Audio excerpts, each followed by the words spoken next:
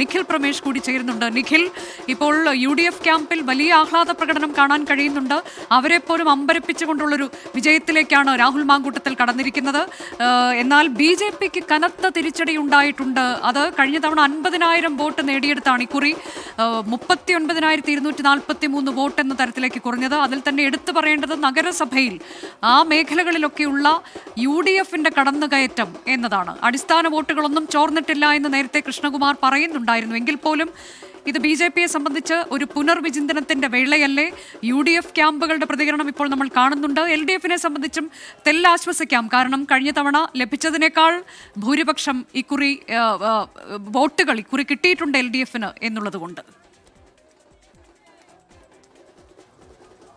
തീർച്ചയായിട്ടും അനുജ, NDAയെ സംബന്ധിച്ചിടത്തോളം BJPയെ സംബന്ധിച്ചിടത്തോളം ഒരു പുനരാലോചന അനിവാര്യമാകുന്ന ഘട്ടം തന്നെയാണ്. C. കൃഷ്ണകുമാർ സ്ഥാനാർത്ഥി പറഞ്ഞതും അതുതന്നെയാണ്. രാഹുലിനെ സംബന്ധിച്ചിടത്തോളം UDF ക്യാമ്പിനെ സംബന്ധിച്ചിടത്തോളമാണ് അഭിമാനകരമായിട്ടുള്ളൊരു നേട്ടം എന്ന് നമുക്ക് ഈ തെരഞ്ഞെടുപ്പിനെ വിശേഷിപ്പിക്കാൻ കഴിയുക. കാരണം UDF ക്യാമ്പ് പോലും അക്ഷരാർത്ഥത്തിൽ പ്രതീക്ഷിച്ചിരുന്നതല്ല ഈ ഒരു ഭൂരിപക്ഷം. ഇത്രമേൽ വിവാദങ്ങൾ നിറഞ്ഞിട്ടും തെരഞ്ഞെടുപ്പ് പ്രചരണം ആരംഭിച്ച ആദ്യ ദിവസം മുതൽ ഇത്രയധികം വാർത്തകളിൽ നിറഞ്ഞു നിന്നിട്ടും പ്രതികൂല ഘടകങ്ങൾ ഏറെ ഉണ്ടായിട്ടും ആളുകൾ പാർട്ടി വിട്ടുകൊഴിച്ചും ഓരോ ദിവസം പ്രതി തന്നെ ആളുകൾ കൊഴിഞ്ഞു പോകുന്ന സാഹചര്യമൊക്കെ ഉണ്ടായി.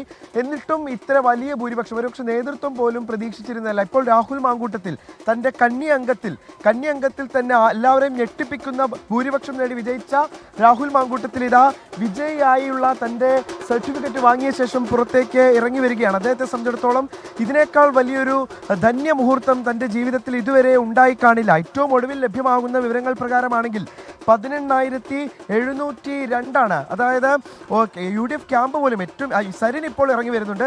സരിൻ ഇപ്പോൾ ഇതാ ഇറങ്ങി വരുന്നുണ്ട്. DC ഓഫീസ് പ്രതികരിക്കാം. Thank you. DC ഓഫീസ് പ്രതികരിക്കും. ഒരു നന്ദി മാത്രം പറഞ്ഞു, എല്ലാവരോടും നന്ദി എന്നൊറ്റ വാക്കിൽ പറഞ്ഞുകൊണ്ട് DC ഓഫീസിൽ വെച്ച് പ്രതികരണം നടത്താമെന്നാണ് ഡോക്ടർ P. സരിൻ പറഞ്ഞത്. അദ്ദേഹം ഇപ്പോൾ ഇവിടെ നിന്ന് മടങ്ങിപ്പോയിരിക്കുകയാണ്.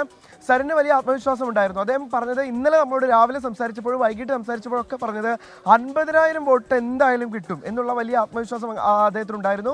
ഇത് മാത്രമല്ല, മറ്റ് ചില അടിയൊഴുക്കുകൾ കൂടി ഉണ്ടായാൽ LDF വിജയിക്കുന്ന സാഹചര്യം ഉണ്ടാകും. കണക്കുകൾ പ്രകാരമാണെങ്കിൽ LDF വിജയിക്കും എന്നൊക്കെയായിരുന്നു അദ്ദേഹം പറഞ്ഞിരുന്നത്. പക്ഷേ പ്രതീക്ഷകളൊക്കെ അസ്ഥാനത്തായി. 2ാം സ്ഥാനത്ത് പോലും എത്താൻ കഴിഞ്ഞില്ല എന്നുള്ളതാണ്. പക്ഷെ അതിനൊക്കെ അപ്പുറത്ത് ഏറ്റവും വലിയ തിരിച്ചടി എന്ന് പറയുന്നത് സ്വാഭാവികമായിട്ടും അത് NDAക്ക് തന്നെയാണ്. ഒരു പക്ഷേ അവർക്ക് തൃശ്ശൂർ കഴിഞ്ഞാൽ വിജയിക്കാൻ വലിയ സാധ്യതയുണ്ടായിരുന്ന ഒരു മണ്ഡലത്തിൽ പലവിധ കാരണങ്ങൾ കൊണ്ട് ഏറ്റവും അവർക്ക്